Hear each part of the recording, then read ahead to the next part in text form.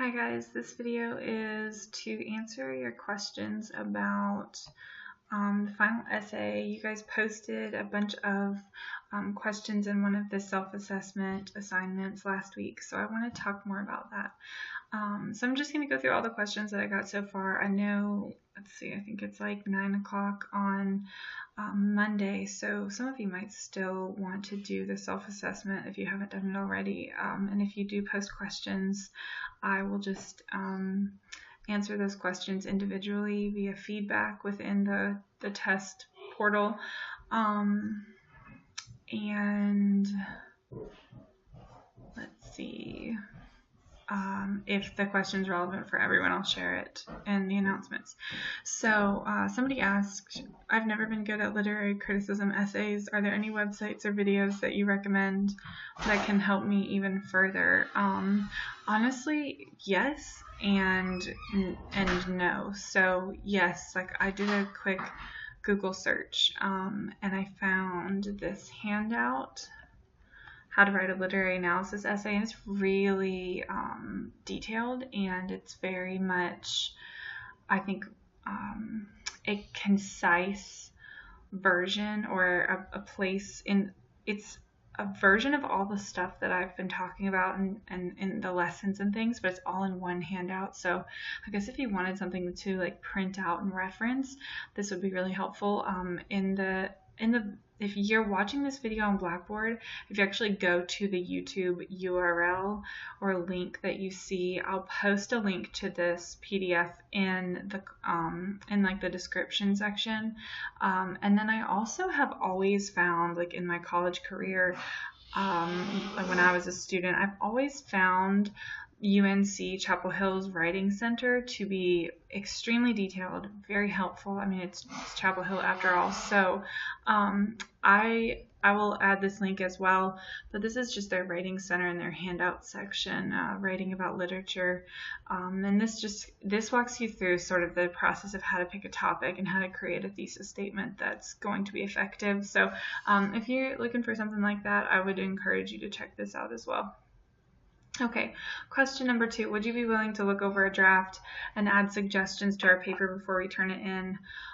Absolutely. I'm always happy to look over your work that you're working on. So all you have to do is just make sure you email me something like maybe 3 or 4 days before the deadline. That will give me enough time to get you some comments back. Or if you can only do your work, on a certain day, just make sure that you email me well enough in advance so that I have time, because it will probably take me a couple of days to get you comments back just because I'm so busy. So just, email me maybe a week before the deadline, or at any point when you're writing, if you have a couple paragraphs and you're not finished but you just want to run them by me and ask me what I think, I'm happy to do that. Just send me an email. I really don't be afraid. Are we allowed to use any story in our textbook, or only one from the assigned readings we have for each unit? Ideally, you will pick one text from the readings that I've already assigned, and this is ideally for me in a selfish way, because I want to know the texts that you're writing about. So if you pick something that's from the assigned readings, that's a reading that I've already read.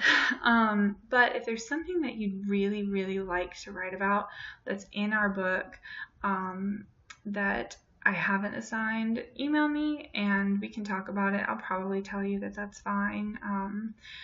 There's maybe a couple that I would prefer you didn't write about, like Huckleberry Finn, just because it's so long and I've never read the thing in its entirety, but I'd feel compelled to if you were writing about it. Well, I've read Death of a Salesman, but there's some longer texts in our book. But if there's something that you're really drawn to, something that you're passionate about, send me an email. I'd rather you write about something you like, that's within in our textbook. That's maybe just the frame of reference here, but run it by me. Question 4, should we include the context as a footnote? So I think that this question is a good one, and I think it really just depends on how much context you feel like you need to include. essentially, to set up your quote, you'll need context, so you should definitely include that in the body paragraphs. And every time you guys do close readings, I'm going to work really hard to reinforce that paragraph structure, the concepts of topic sentence, context, quote, analysis, and concluding sentence, repeating maybe the context, quote, and analysis if necessary. But if you feel like you need to go off on a tangent to explain something and there's some context that might be interesting and noteworthy but maybe not necessarily relevant, then maybe you could include that in a footnote. But you definitely don't want to have so much context that it's overwhelming, because it's not necessary. Question number 5, is it okay to research analyses of our selected text and then cite it? I really don't think so. No, I don't think that's okay. Because I want your essay to be all your own ideas. Now, of course, you have to include 2 scholarly articles or 2 secondary sources. Sometimes that might be a scholarly article where the authors have already written about kind of something similar that you're writing about. It might also be maybe literary criticism and theory that you're applying to a text, and so you want to quote the theory or something like that. Or if you're having a hard time understanding the specific and direct theory, maybe a summary version of the theory that you want to quote and cite. But if you are researching analysis of your text and I guess it's okay to research and cite it if you're going to maybe present some type of literature review at the beginning of your essay where you review what has been said about the text, but that's nothing you're going to say.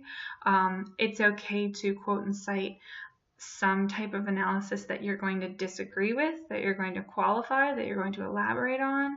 But if the purpose of quoting and citing, and even researching for that matter, is to just have an argument written in your essay, then no, that's not okay, because I want your argument to come straight from you.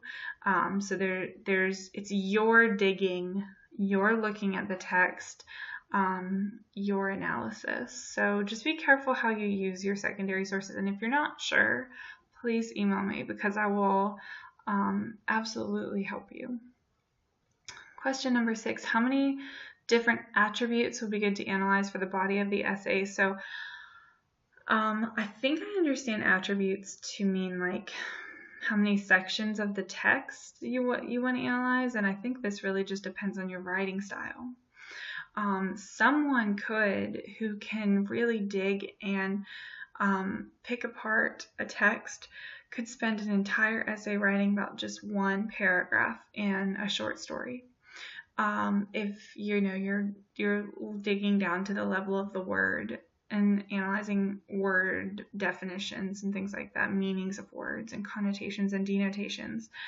But somebody else could write an essay about, they might have to take 6 or 7 places from the text in order to fully explain the idea that they want to explain it. It comes down to your thesis statement. It comes down to your argument. It comes down to what you want to say. A closer read, an analysis that maybe takes into consideration less of the text as opposed to more of it, is probably a better essay, but that's not always the case.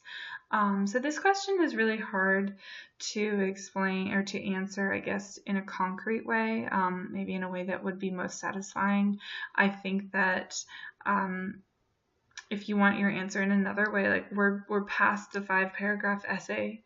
So if you are used to writing like a list out in your thesis statement that has 3 elements, and then it's 1 element per paragraph, like that's a great basic structure that you might be able to begin to follow, but you certainly want to make your thesis more complex, make your essay more complex.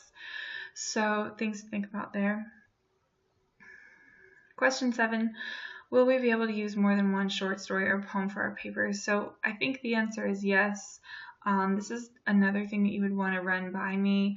You, of course, want to make sure that you're not adding a text or a poem or something like that because you've reached 3 pages or something and you don't know what else to say, so you're like, well, I'll just add another text to write about. You want to make sure that if you're going to cite multiple readings from our textbook, that you're doing it with purpose, that from the beginning that you need to cite multiple things in order to make your argument. So yes, you can. If you're going to do that, yeah, talk to me a little bit about it before you get going so that I can guide you a little. But yeah, I think that would be okay. 8, should the secondary sources be focused on the particular piece of writing we choose, or possibly a more general scope, such as research on the time frame, demographic, when the piece was written? I think this is either one. I think, certainly be careful if you are finding sources that write about the same text that you're writing about, because you want to make sure that you're not just regurgitating someone else's argument. But yeah, if you find like research about the historical time period and you're going to take a historical approach to analyzing a text, or if there's theory that you need to understand that you want to quote and cite, that's fine too. So I think either one of these is fine. Question 9, having not yet read the entirety of our selected readings for the class, can we approach you with a selection of our choosing from the text for approval beforehand? So I think what you're asking is like, can I just pick something and then you can approve it? Yeah, you can do that. In week 4, you will find a list of all the readings that we're going to read this semester. So I went ahead and just figured that out. So you'll see that in week 4. I think that it's in the lesson on choosing a text to write about. And if there's a text in there if the text you want to write about is not on the list, send me an email. Question number 10, I think I've answered this. What is the complete list that we have to choose from? Yeah, it's up in week 4. So now you have access to all of those. And the person that's asking me this question, I think, has asked me like 3 different times. And so thank you for lighting the fire so that I can actually like get it all figured out. I actually really appreciate that.